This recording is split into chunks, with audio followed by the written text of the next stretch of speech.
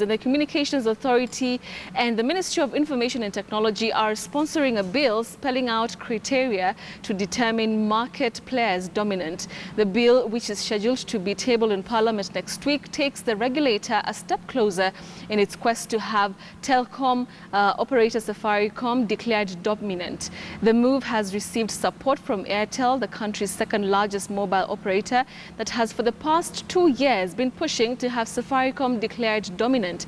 If declared dominant, Safaricom could be forced to operate in a more restricted business environment in terms of marketing and pricing. Safaricom's argument has been that, as proposed, the regulations would automatically declare it dominant without an audit to establish whether it was abusing its dominance. The regulations describe a dominant player as a licensee that can maintain or erect barriers to entry into the market, including by means of control of essential facilities, privileged access to resources or capital markets, amongst others.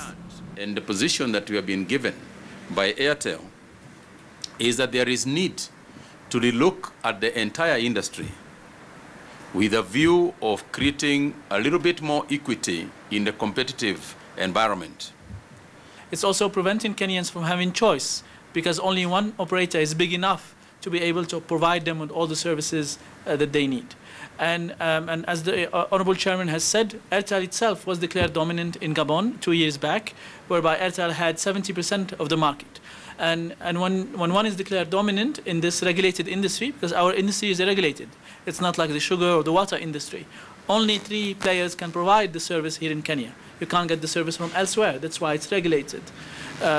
Normal forces of supply and demand don't work because it's a regulated industry. So we were declared dominant in Gabon 2 years back with 70% of the market. Now we have 50%.